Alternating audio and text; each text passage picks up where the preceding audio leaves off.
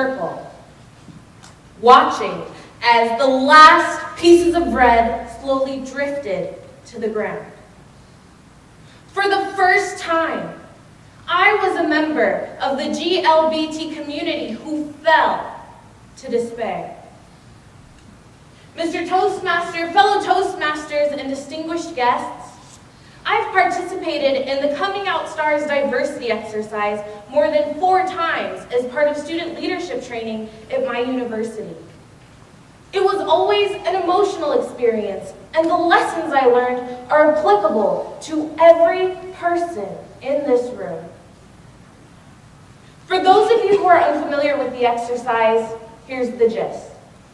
Everybody in the room gets a colored star. It will be blue, purple, orange, or red.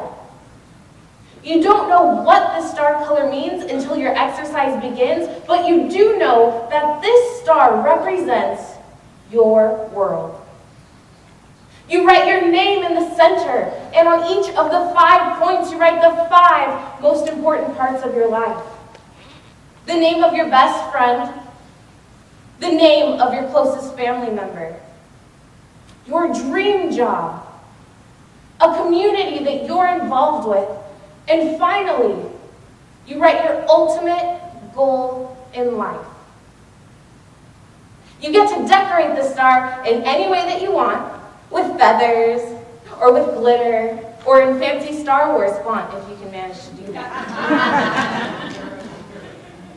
But before I continue, I want everyone in this room to imagine themselves with a colored star. You can choose blue, or purple, orange, or red.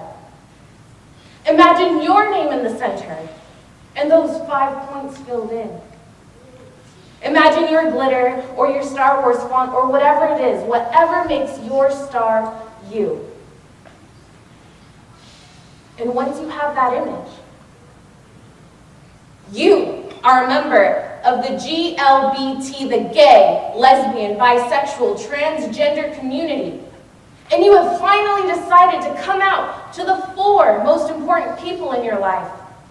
Your best friend, your closest family member, the co-workers at your dream job, and finally, the members of your community. Now, if you have a blue star, you are accepted with open arms. Your family and friends are there to support you 100% of the way. Your star remains whole. And one day, you will achieve your greatest goal in life. If you have a purple or an orange star, you're met with some hesitancy. You see, not everyone can seem to accept you right away. And some people, they just can't seem to accept you at all. But for the people that remain on your star, though bended back, they will come around one day. And you might get to achieve your greatest goal in life. But if you have a red star, you're met with rejection and disgust every step of the way. Everybody in your life leaves you. And in the end, you fall to despair. You must rip up what remains of your star, your hopes and dreams, even your name. Standing in a circle full of people, watching as they rip off pieces of their lives, of themselves, letting those pieces fall to the ground is painful. But more than that, it's real. The first time I participated in this exercise, I chose a red star and I decorated it, not knowing what this exercise entailed. And I watched as my entire life fell apart piece by piece. never to be picked up again. But I am thankful that I've only had to experience this kind of rejection, this kind of pain in a school exercise when real people in real life live red stars each and every day. This exercise focuses on the GLBT community, but applies beyond this one group. Consider somebody with a disability. Consider youth involved with gangs or underrepresented minority groups. Consider someone who's homeless or chronically unemployed due to the recession. Consider someone with a psychological disorder, someone with cancer or another life-threatening illness. Consider anyone with any kind of stigma or anybody that you have ever met. We either get to keep the people in our lives and succeed or lose everyone and fall.